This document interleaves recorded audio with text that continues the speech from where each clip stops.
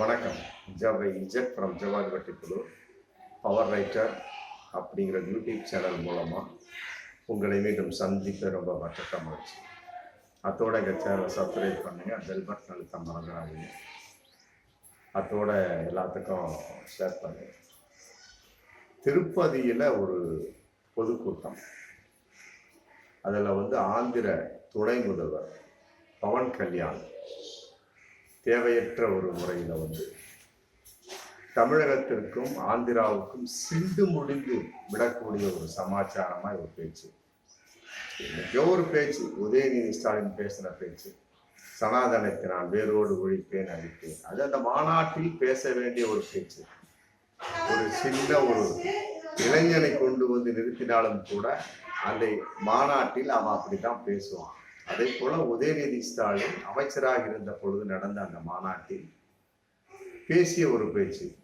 அதுக்கு டெல்லியிலிருந்து மற்ற வட இந்தியாவிலிருந்து ஏகப்பட்ட எதிர்ப்பு. ஒருத்தர் சொன்னார் தலையை வெட்டுவேன், 10 கோடி தருவேன் அப்படின்னாரு. அப்புறம் இன்னொருத்தர் சொன்னார் அவரு தலையை வெட்டுனா நான் ஒரு 10 கோடி கொடுப்பேன்னு சொல்லி சொன்னார். இப்படி ஆளாளுக்கு அந்த நேரத்துல உதயநிதி தலையை வைத்து விளையாடி கொண்டிருந்தார்கள். அதெல்லாம் ஒழிஞ்சு முடிஞ்சது. அப்ப ஏகப்பட்ட சர்ச்சைகள் வந்தது.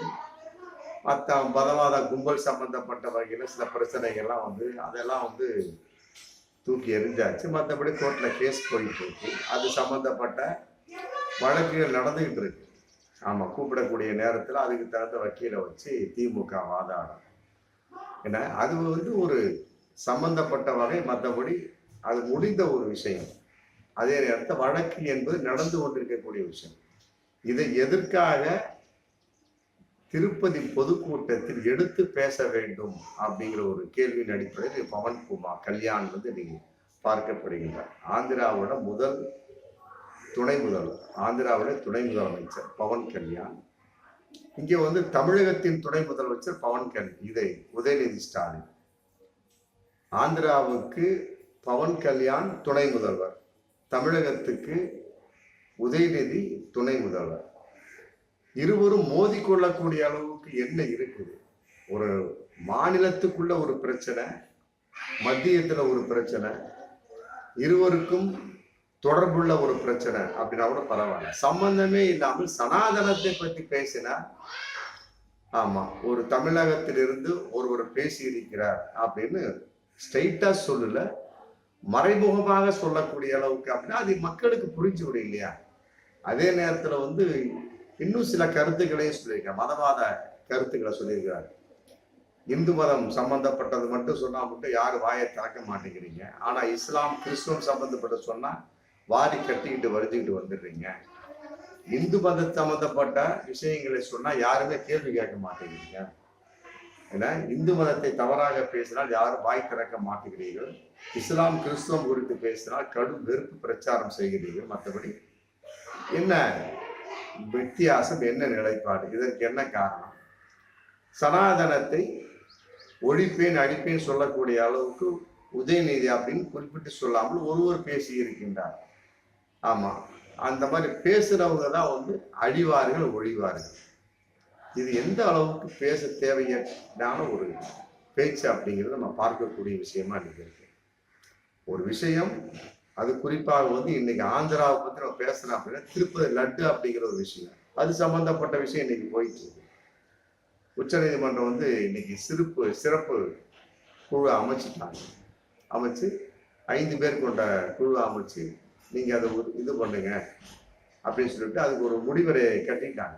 தேவையற்ற முறையில் இதுல அரசியலை தலையிட்டு அரசியல் பண்ணி கொண்டிருக்காதீங்க, கடவுளை எல்லாம் அரசியலுக்கு கூட்டிட்டு வராதிங்க அப்படின்னு சொல்லிட்டு கன்னத்தில் அரைந்தால் போல் சந்திரபாபு நாயுடு அரசியல் ஒரே அடி கன்னத்தில் அரைந்தால் உச்ச நீதிமன்றம் மிக காட்டமாக பதிலடி கொடுத்திருக்கு. சாட்டையால் அடித்ததை போன்ற அவங்களுடைய வாக்குவாதத்தை எடுத்தாலுமே கூட ஒரே வார்த்தை உச்ச நீதிமன்றம் சொல்லிடுறாங்க, திண்டுக்கல் ஏஆர் டைரியிலிருந்து கொண்டு வரப்பட்ட நெய் தான் அந்த லட்டில் கலக்கப்பட்டதா, அதற்கு எந்த ஒரு ஆதாரமும் கிடையாது. FSSAI அந்த கொடுக்கப்பட்ட அந்த தரக்கட்டுப்பாடு நிறுவனத்தினுடைய ஆய்வறிக்கும் தெளிவாக இல்லை. அப்படி இருக்கக்கூடிய சமயத்தை தேவையற்ற முறையில் எதற்கான ஒரு இப்போ பொய் பிரச்சாரங்களையும் பொய்களையும் சொல்லி மக்களையும் திசை திருப்பிட்டு உட்காந்துருக்கிறீங்க? அரசியல் பண்றதுக்கு வேற எதுவும் கிடையாதா அப்படி சொல்லி ரொம்ப தெளிவா நிதானமா சாட்டை அடி போன்ற பதில் சொல்லி முடித்து விட்டு இன்னைக்கு வந்து ஒரு 5 குழுவை இன்னைக்கு நிரூபிச்சிருக்காங்க. சிறப்பு விசாரணை குழு போட்டு உச்சநீதிமன்றம் வந்து நிரூபிச்சிருக்காங்க. அதை வந்து சிபிஐ வந்து கண்காணிக்க வேண்டும் சொல்லி உத்தரவு போட்டிருக்காங்க. இதுதான் நிலைமை. இந்த நிலைமைக்கும் உதயநிதியோட பேச்சை மீண்டும் எடுத்து பேசுவதற்கு என்ன சம்பந்தம் இருக்கு?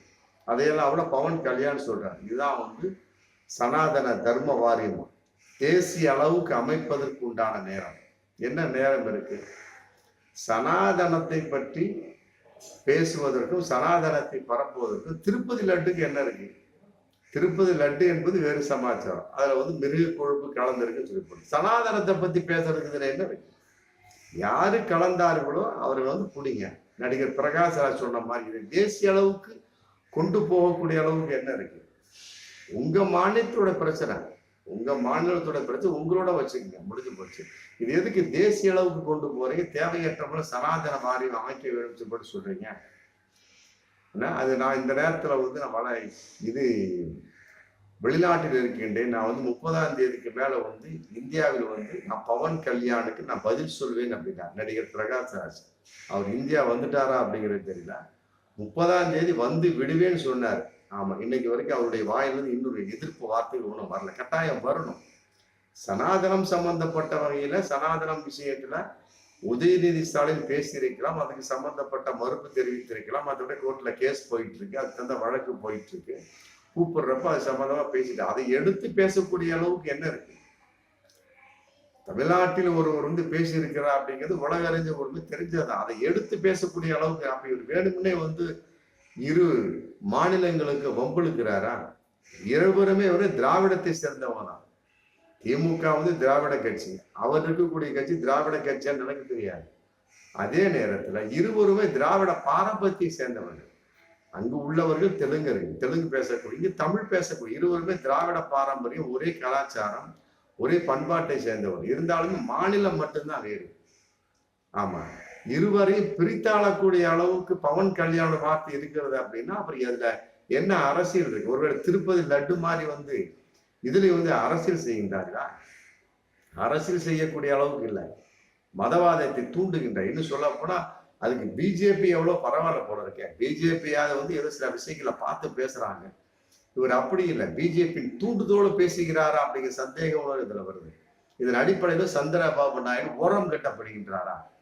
இன்னைக்கு வந்து துணை முதல்வரா இருக்கிறார், நாளைக்கு வந்து சந்திரபாபு நாயுடு ஓரம் கட்டிட்டு முதல்வர் ஆக்கிலாம் சொல்லிட்டு பிஜேபி திட்டம் போட்டிருக்கா? அப்புறம் எதுக்கு தேவையில்லாம சனாதனத்தை பத்தி பேச வேணும்? திருப்பதி லட்டுல சனாதனை பத்தி பேசுறீங்க, ரைட், ஓகே. திருப்பதி மீட்டிங்ல எதுக்காக வந்து சனாதனத்தை பத்தி பேசி உதயநிதி ஸ்டாலினை பத்தி பேசணும்? அதற்கு என்ன அருகதை இருக்கு? ஒண்ணுமே கிடையாது. இதெல்லாம் வந்து தேவையற்ற விவாதங்கள், இரு மாநிலங்களுக்கு இடையே சண்டை மூட்டக்கூடிய விஷயம்.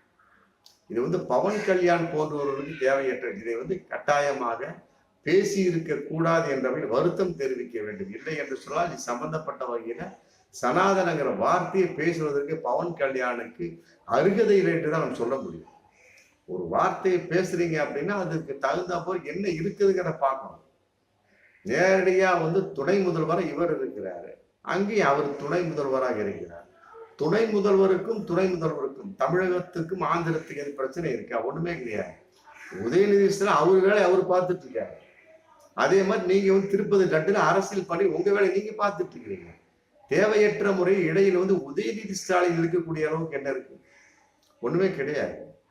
ஆக இனி வரும் காலங்களில் பவன் கல்யாண் பார்த்து பேச வேண்டும். குறிப்பாக இரு மாநிலங்களுக்கும் சண்டையை மூட்டி விட்டு விடக்கூடாது. ஆமா, இங்க இருக்கக்கூடியவர்கள் சும்மா இருக்க மாட்டார்கள். அவர் வந்து சனாதனத்தை பேசி ஆந்திராவில் பேசுவது அந்த மாநிலத்துக்கு பொருந்தும். அங்க யாரும் பேச மாட்டாங்க. இன்னைக்கு ஜெகன்மோகன் ரெட்டி எதிர்த்து பேசுறாரா? அப்படிலாம் கிடையாது. பவன் கல்யாண் வந்து சனாதனத்தை பத்தி பேசிவிட்டாங்க எதிர்த்து பேசுகிறாரா? பேச முடியாது. ஆனா தமிழகத்துல அப்படி கிடையாது. ஏன்னு கேட்டா தமிழகத்துல மட்டும்தான் பெரியார் பிறந்தார், ஆந்திராவில் பிறக்கல. ஆந்திராவில் பெரியாரை போன்ற யாரும் கிடையாது. அதனால வந்து இது பெரியார் போகும். தேவையற்ற முறையில சனாதனத்தை பத்தி பேசுறான், எதிர்த்து பேசக்கூடிய அளவுக்கு ஒரு 5 பேராவது இருப்பாங்க. ஆனா தெலுங்கானாவில் மற்றபடி ஆந்திராவில் இருக்கக்கூடிய அங்க அந்த ஏரியாவோட அந்த மாநிலத்துல யாருமே கிடையாது. குறிப்பாக ஆந்திர மாநிலத்தில் யாருமே கிடையாது. சனாதனத்தை பத்தி பேசி எல்லோரும் ஒன்றாக கைகோர்த்து விடுவார்கள். அந்த வார்த்தை அங்கு பொருந்தும். ஆமா, அதோட நிப்பாட்டிக்கணும். சனாதனத்தை பத்தி பேசினா பேசுங்க. அதில் உதயநிதி ஸ்டாலின் இழுத்து பேசுவது ஏற்றுக்கொள்ள முடியாது. பார்ப்போம் மீண்டும் அடுத்த நன்றி.